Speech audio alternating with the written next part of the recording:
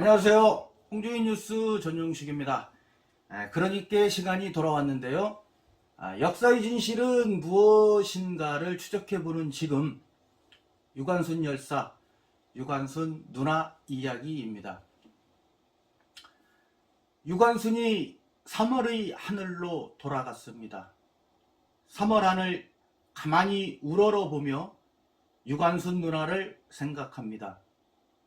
옥속에 갇혀서도 만세 부르다 파란 하늘 그리며 숨이 졌대요. 3월 하늘 가만히 우러러보며 유관순 누나를 불러봅니다. 지금도 그 목소리 들릴 듯하여 푸른 하늘 우러러 불러봅니다. 제가 어렸을 적 3.1 만세운동 기념일만 되면 3.1절 노래보다는 이 유관순 노래를 더 많이 불렀습니다. 참고적으로 유관순 노래는 강소천 작사, 나운영 작곡입니다.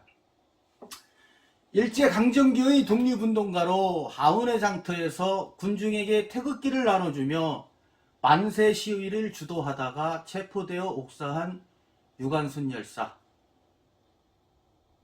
충남 천안에서 태어나 이화학당 고등과에 다니던 1919년 3.1운동이 일어나자 학생들과 함께 거리 시위를 벌였고 천안과 연기, 청주, 진천 등지의 학교와 교회를 방문하여 만세운동을 협의하고 4월 1일 천안이죠. 아운의 장터에서 3천여 군중에게 태극기를 나누어주며 시위를 이끌다가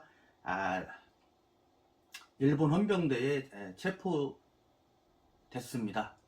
그 뒤 5년형을 선고받고 서대문 형무소에서 복역하다 고문에 의한 방광파열로 옥사했다 라고 우리는 알고 있습니다. 그 뒤 1962년이죠. 건국훈장 독립장이 추서되었습니다. 당시가 1919년이죠. 3.1운동. 이때가 그 고종황제가 승하하고 장례를 치르던 날이었습니다.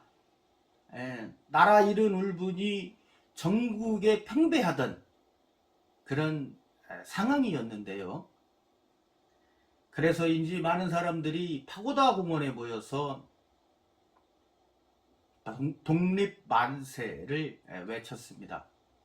그런데 한번 진지하게 생각해 보자고요. 대한독립만세 드라마나 영화, 소설, 기타 등등에서 우리는 3.1운동 하면 태극기를 들고 대한독립만세를 외쳤다. 그죠? 그런데 이때는 대한민국이라는 국호를 사용하기 전입니다. 그죠? 또 대한민국 임시정부가 수립되기도 전이고요.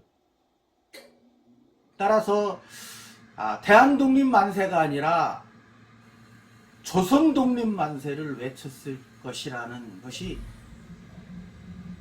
제 생각입니다. 조선독립만세.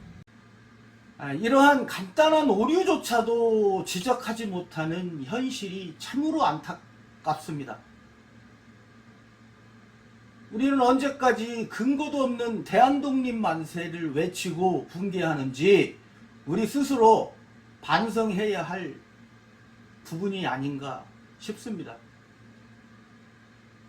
학계에서도 수많은 연구자들이 이러한 오류를 왜 지적하지 않는지, 국가보훈처도 왜 방관하고 따르는지, 역사의 잘못된 부분은 우리 스스로 수정하고 고쳐나가는 자세가 필요할 듯 싶습니다.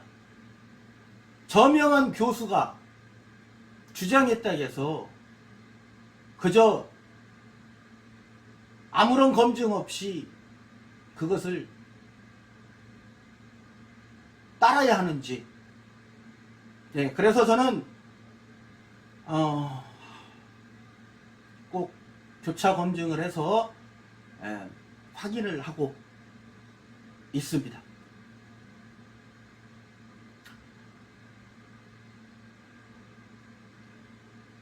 어쨌든 조선 총독부는 3월 10일 휴교령을 내리게 됩니다. 이후의 사정은 생략하겠는데요. 1962년 건국 훈장 독립장이 추서가 되었습니다.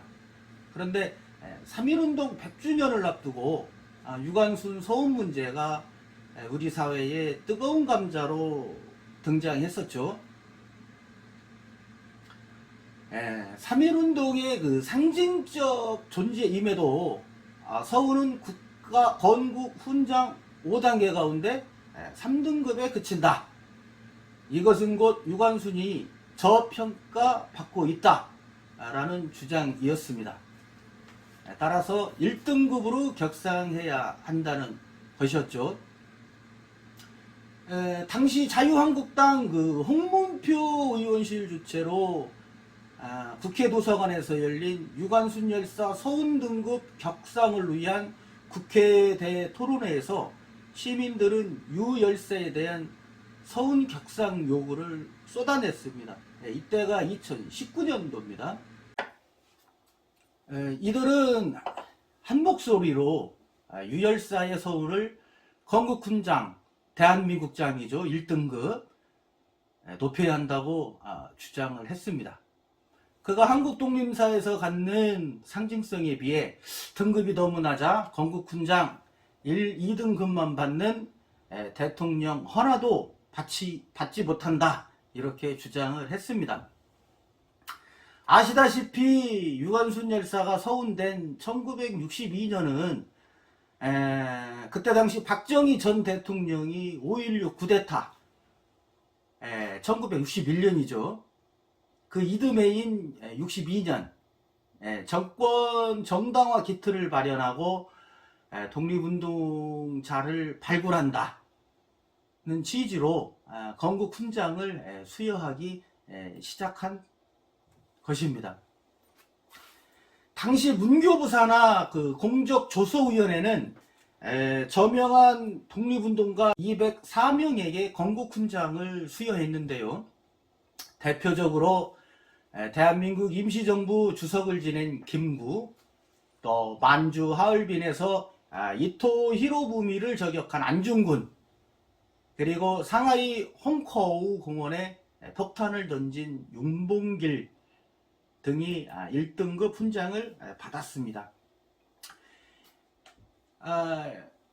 이때 그 유관순 여사의 그 공적조사를 보면 그가 옥중에서도 만세를 부르는 등 애국정신이 남달랐다라고 기록은 돼 있지만 독립운동 서훈 공적심사는 수용기간과 독립운동 성격 등 다양한 측면을 살펴본 결과 유 열사는 활동기간이 짧고 또 당시 그와 비슷한 처지에 있던 이들이 많았다 라는 점을 감안했다고 합니다. 이렇게 그 토론회를 하면서 서훈 등급을 외치고 있지만 학계에서는 유관순 열사의 서훈 등급을 높이는 것에 대해서 회의적인 그 반응을 보이고 있습니다. 그저 국민들이 좋아한다는 이유만으로 정확한 근거 없이 훈장 등급을 높인다는 것, 그것은 곧 인기 영합주의, 포퓰리즘이라는 것입니다. 이와 맥을 같이 하죠. 독립운동사를 주로 연구한 그 김주용 한중관계연구원 교수는 이렇게 주장을 했습니다. 이 문제를 냉철한 관점에서 객관적으로 접근해야 한다는 거죠. 3.1운동 당시 일제에 하다가 사라져간 유관순 같은 학생이 한두 명이 아니었다라는 것입니다. 그러면서 한국 최초의 여성 의병 지도자죠. 윤희순, 예, 그분은 25년 넘게 항일운동에 전념했는데요. 이분은 5등급인 건국훈장, 애족장을 받는 데 그쳤습니다. 따라서 상징적 차원에서 서훈만 사냥하겠다라는 것은 오히려 3.1운동 정신의 본질을 흐리는 것이다 라고 말했습니다. 어찌됐든 지난 2019년 2월 26일 유관순 누나, 독립유공자 서훈 등급이 국무회의 의결로 기존의 3등급에서 건국훈장 독립장에서 1등급인 건국훈장 대한민국장으로 격상키로 의결 발표했습니다. 이것은 그 현행 상훈법에 따르면 일단 정해진 서훈을 조종하는 것은 불가능하기 때문에 정부는 유관순의 기존 독립운동 유공 외에 국의 선양이라는 별도 공훈으로 1등급 훈장을 추가 서훈하기로 한 것입니다. 자, 여기서도 좀 논란거리가 있는데요. 국의 선양은 해외에 선양을 했다는 것인데 과연 유관순이 해외에 독립자금을 댄다든지 해외에서도 만세운동을 주도했다든지 아니면 3.1운동을 대표하는 그 대표성을 가지고 대한민국의 3.1운동을 알렸다라는 것인지 좀 의미가 좀 모호한 것 같습니다. 어쨌거나 이 과정에서 충청남도는 양승조 충남도지사와 15개 시군 군수, 시장 그리고 충청남도의회가 합심해서 유관순 열사의 서훈 등급 격상을 위한 결의문을 채택하는 등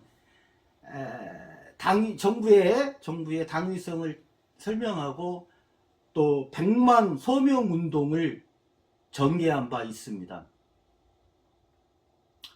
그러니까 유관순의 그 서훈 등급 논란은 1등급인 건국훈장 대한민국장으로 격상되면서 이렇게 종지부를 찍게 되었습니다.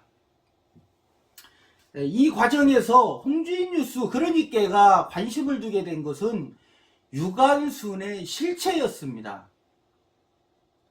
앞전에 소개드렸죠. 김주용 원광대 교수. 그분은 이렇게 주장합니다. 과연 유관순이 한국의 잔다르크로 불릴 만큼 독립운동의 대표적인 인물이냐.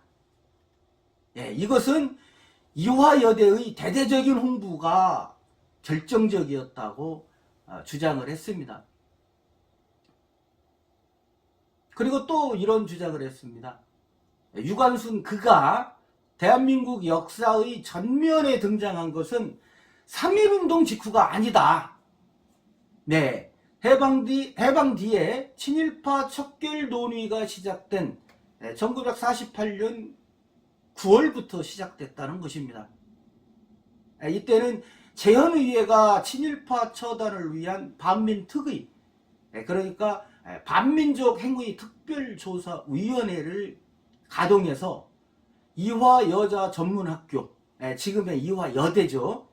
이화여자전문학교 김월란 교장을 조사 대상에 포함을 시켰습니다. 친일 행적에 이제 의심을 받고 또 친일 행적에 족적을 남겼는데요. 김한란 교장은 제자들에게 위안부 지원을 독려할 정도로 일제에 충실한 나팔수 역할을 했다고 합니다. 이때 반민특위가 그를 처벌하려고 하자 이대 측은 친일학교의 오명을 쓰게 될까봐 학교 이미지를 쇄신할 그 무언가가 필요했고, 결국은 수소문 끝에 학교 동문이라고 유관순의 사례를 발표했다는 것입니다. 따라서 이대가 유관순을 통해 학교의 친일 이미지를 세탁하려고 했다는 설명입니다. 만약 유 열사가 이화학당을 나오지 않았다면 아마도 그는 지금까지도 무명의 독립운동가로 남아있을 것이다. 따라서 그에 대한 서훈 논의에는 이런 정치적, 역사적 배경도 함께 고려해야 한다고 주장을 했습니다. 자, 이화학당에 대해서 잠시 정리 좀 한번 해볼게요.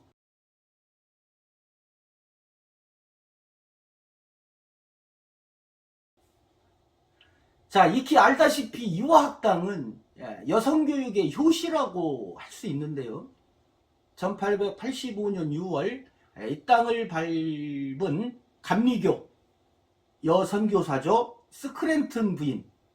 이분이 그 선교 사업의 일환으로 이듬해인 5월에 여학생 1명을 상대로 개교를 했다고 하는데 이것이 바로 한국 여학교의 요람이 된 이화학당입니다. 여러분도 잘 알고 계시죠? 조금만 더 부연 설명을 해보면 다시 이듬해, 그러니까 1887년 학생이 1명에서 7명으로 늘어나자 고종 황제는 참 오지랖 넓어요. 아니면 야사에서 전하는 여자를 너무너무 무지무지하게 좋아했다고 해서 서양 여자를 보니까 빠졌는지는 몰라도 스크랜튼 부인의 그 노고를 알고 친히 이화학당이라는 교명을 지어서 외무독판이죠. 김윤식을 통해 편액을 보내줬다. 이렇게 전해지고 있습니다. 그래서 당시에 그 스크랜튼 이 선교사는 원래는 그 전신학교라고 하려고 했는데 고종 황제의 그 은총에 보답하는 마음으로 이화로 택하였다라고 합니다. 여기 이 이화는 조선 왕조를 대표하는 꽃이 백꽃이죠. 이화. 그래서 대대로 오얏꽃, 조선 왕실에서는 오얏꽃이라고 해가지고 조선 황실을 상징하는 그러한 꽃이었습니다. 자, 이때부터 고종 황제가 관심을 보이자니까 한양 양반 이런 유부녀자들 사이에서는 풍문으로 듣던 서양 사람 구경도 좀 한번 하고 양국관에 가서 한번 학생들도 구경하자. 이래서 이화학당으로 이제 구경하러 모여들기 시작했다고 합니다. 그래서 이제 그들이 오면 스크랜트는 이 선교사는 선생이라 해야 되겠죠. 스크랜튼 선생은 그 이경숙이라는 선생에게 학교를 공개하고 상세히 설명하도록 했다고 하는데요. 이 이화학당의 이경숙 선생, 제가 흥미로운 사실을 또 하나 발견했는데요. 이분이 그 충청남도 홍성 사람입니다. 1851년도에 홍성에서, 그 당시 홍주죠. 이때 태어났다고 하는데 이분이 15살 때 출가를 하죠. 그 결혼. 근데 안타깝게도 일찍 남편을 여의고 여승이 되었다. 그런데 그녀 나이 38, 9살 때 선교사의 그 한국어 선생인 친구 남편의 소개로 스크랜튼 여사를 만나게 되었는데 이 이경숙이라는 양반이 역시 그 양문 가문의 그 후예였기 때문에 어려서부터 그 한문 또 한글 공부를 좀 많이 해뒀던 것 같아요. 아무래도 이제 스님이다 보니까 공부도 또 많이 하셨겠죠. 하여튼 이렇게 인연이 되어 한국학당의 한글 선생 겸 스크랜튼의 그 비서 역할로 채용되었다고 합니다.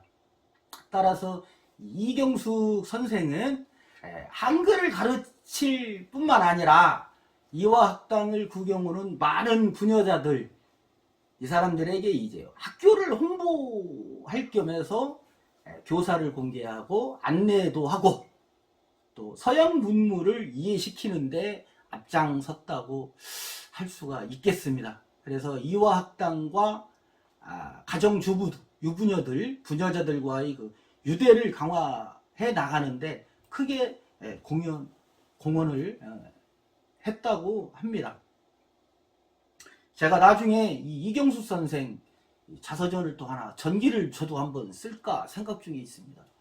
그 이후에 동학운동이, 동학혁명이 일어났으니까 이경숙 선생의 남편이 동학에 연루돼서 이렇게 해서 죽었다라는 식으로 소설을 쓰면은 아주 좋지 않을까 갑자기 생각이 듭니다. 자, 농담이었고요.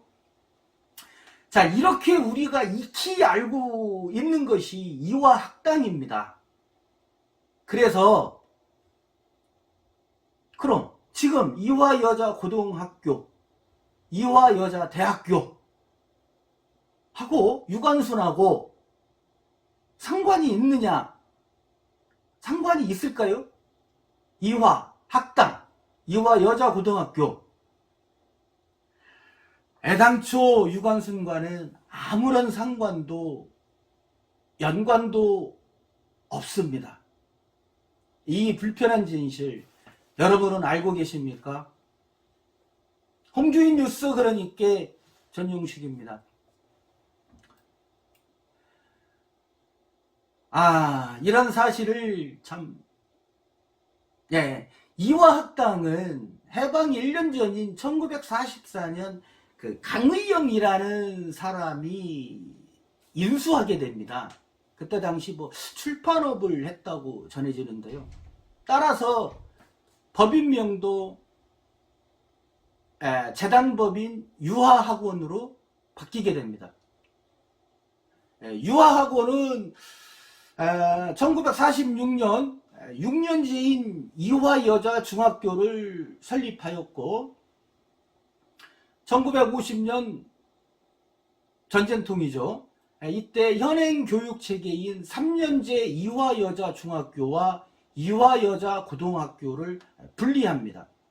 그리고 1958년 재단법인 유화학원에서 이화학원으로 변경을 하게 됩니다. 참고적으로 이화여자중학교는 71년 폐교가 됩니다. 제가 지금 말씀드린 대로 유관순과 이화여자고등학교와는 아무런 상관이 없습니다. 그런데 1996년 유관순에게 명예졸업장을 수여합니다.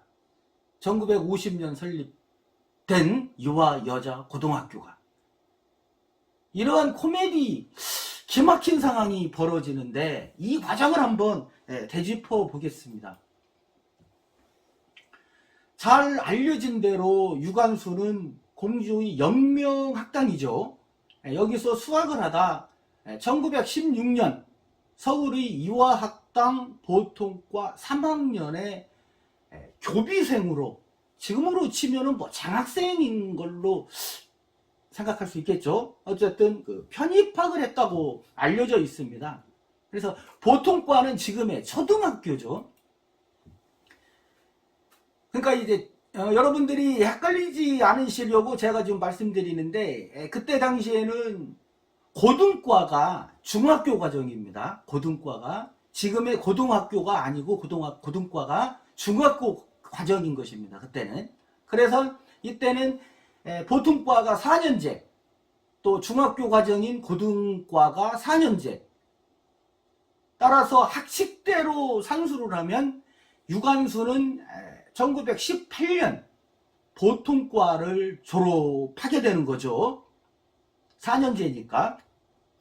그해 이화학당 고등보통학교 이제 1학년에 입학을 하고 3.1운동 당시인 19년에는 2학년으로 진급할 시점인 것입니다. 그때가. 예, 지금의 학제 기준으로 중학교 2학년에 진급할 시점이라는 거죠. 그런데 이제 우리가 여기에서 지금 관과하고 생각 못하는 것이 뭐냐면 지금의 학제인 2학기제가 그때 당시에는 아니었습니다. 그때 당시에는 3학기제로 편성 운영되었다고 하는데요.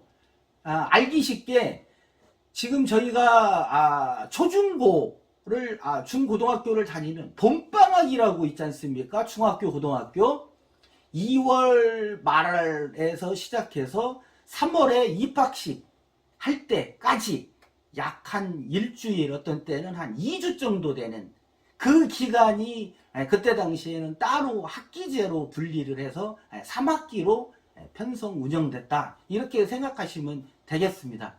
그래서 그때 당시를 다시 되짚어 보면 1학기는 4월 1일부터 8월 31일, 이때 여름방학은 7월 21일에서 8월 31일 한 달간이라고 하고요.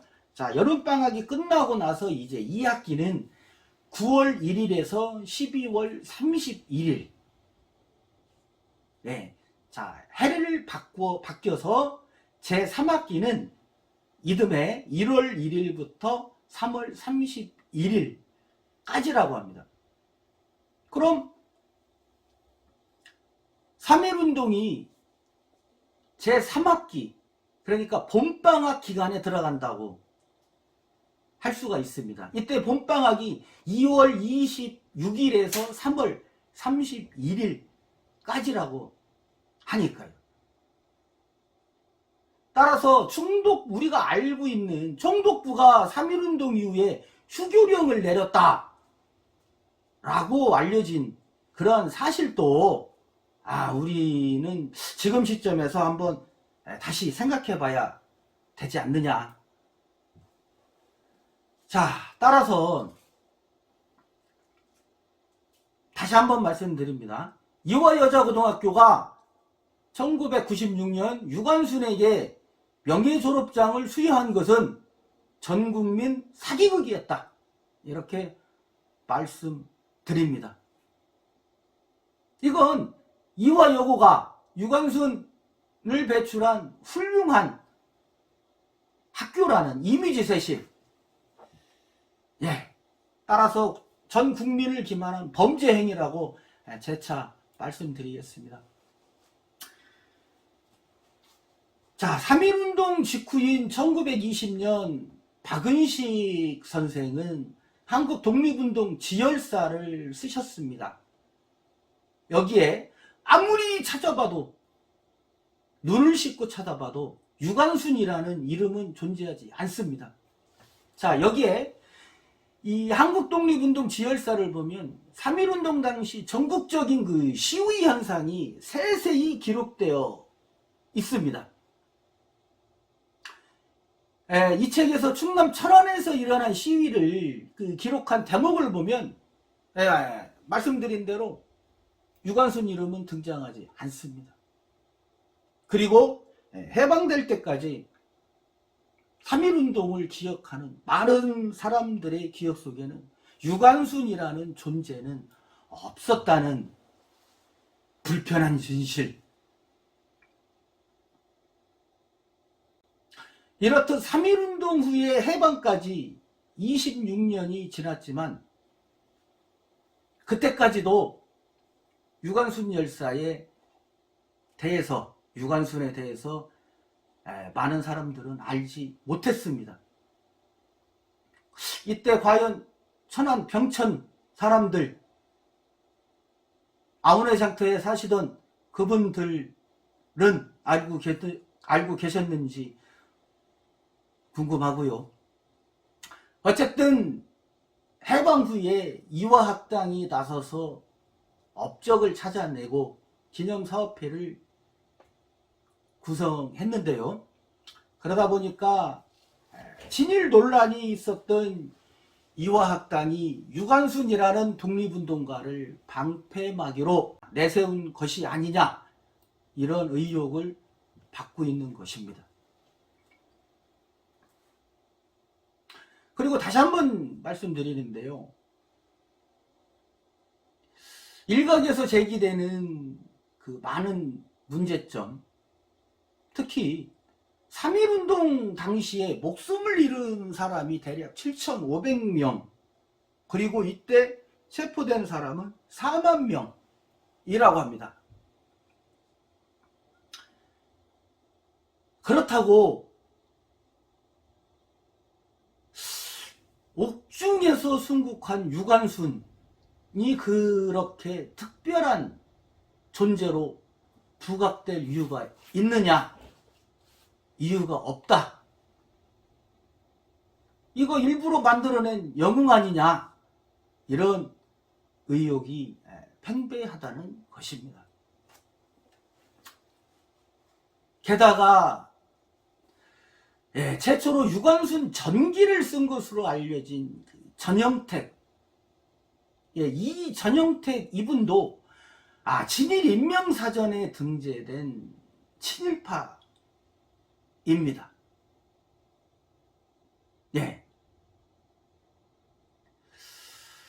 자, 이 부분은 2부에서 자세히 다뤄보도록 하겠습니다.